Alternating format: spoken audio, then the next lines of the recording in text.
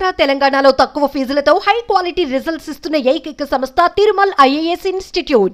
బాత్రూంలో శవం, బెడ్రూమ్లో లవర్. శ్రీకాకుళంలో 53 పూజారి కళావతి హత్య కేసులో విస్తుపోయే వాస్తవాలు వెలుగు చూస్తున్నాయి. అక్రమ సంబంధమే ఆమెను అంతమొందించిందన్న కోణంలో నిజాలను రాబట్టిన పోలీసులు నగదు కోసమే కళావతిని చంపినట్లుగా నిర్ధారించారు. అయితే శవాన్ని బాత్రూంలో ఉంచి బెడ్రూమ్లో మరో లవర్తో నిందితుడు ఉండటం క్రైమ్ థ్రిల్లర్ సినిమాను తలపించేలా ఉంది.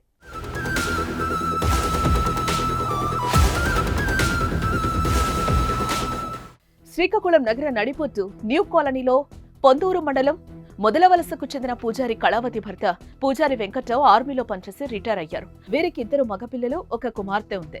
ఆమె తరచూ సత్సంగ్ భజనలకు వెళ్లేవారు. ఇక ఉదయం కొత్త బట్టల కోసం వెళ్లిన కళావతి తిరిగి రాకపోవడంతో భజన కార్యక్రమాలకు వెళ్లుంటుందని కుటుంబ సభ్యులు భావించారు. ఫోన్ కూడా చేయకపోవడంతో ఆ తర్వాత పోలీసులకు ఫిర్యాదు చేసి ఆమె కోసం వెతకడం ప్రారంభించారు. సీసీ కెమెరాల ఆధారంగా న్యూ కాలనీలో ఒక అపార్ట్మెంట్ లో విగత జీవిగా ఉన్న కళావతిని గుర్తించారు. ఈ కేసులో కూపీ లాగడంతో అక్రమ సంబంధమే కళావతి మృతికి కారణంగా అనుమానిస్తున్నారు పోలీసులు.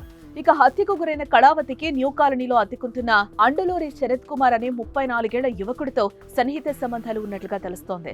స్థానిక సరస్వతి థియేటర్ పక్కన జనరేటర్ మెకానిక్ వర్క్స్ తో పాటు సెకండ్ హ్యాండ్ జనరేటర్లు అమ్మటం, అద్దెలకు ఇచ్చే వ్యాపారం నిర్వహిస్తున్నాడు శరత్ కుమార్. అయితే చెడు సావాసాలు, మద్యంకు బానిసైన శరత్ కుమార్ ను తండ్రి వెంకట్రావు భరించలేక బయటకు నెట్టేశాడు.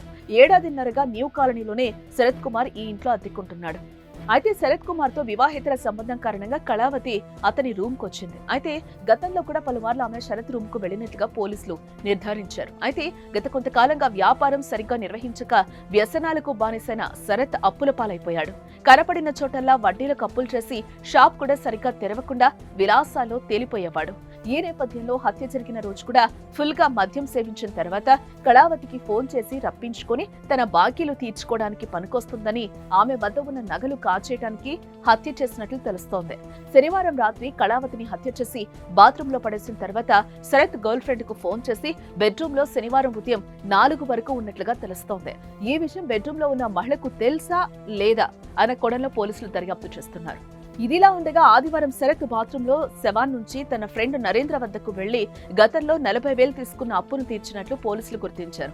అంతేకాకుండా ఆదివారం సాయంత్రం బైపాస్ జంక్షన్ వద్ద దాబాకు మిత్రుడు నరేంద్రను తీసుకువెళ్తూ తోవలోనే కళావతిని హత్య చేసినట్లుగా తెలిపారు. దీన్ని మొదట నమ్మని నరేంద్ర అందుకు సంబంధించిన ఆధారాలు కూడా శరత్ చూపించడంతో అక్కడికక్కడే బండాపి 2 టౌన్ లో పనిచేస్తున్న కానిస్టేబుల్ కు ఫోన్ చేసి శరత్ ను అప్పగించే ప్రయత్నం చేశాడు.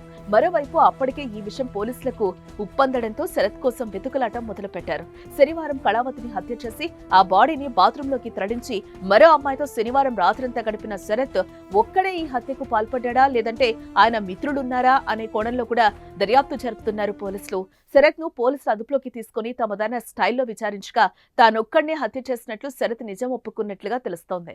అయితే పోలీసులు మాత్రం నరేంద్ర, ఉమా అనే ఇద్దరిని కూడా అదుపులోకి తీసుకుని ప్రశ్నిస్తున్నట్లుగా సమాచారం. ఇక బాత్రూమ్ లో పడి ఉన్న కళావతి మృతదేహం వద్ద క్లూస్ టీం ఆధారాలు సేకరించింది. ఆమె శరత్ రూమ్ లోకి వచ్చేసరికి ఒంటిపై నగలున్నాయా లేవా అన్నది దగ్గరలో ఉన్న సీసీ ఫుటేజ్ ఆధారంగా దర్యాప్తు కొనసాగిస్తున్నారు.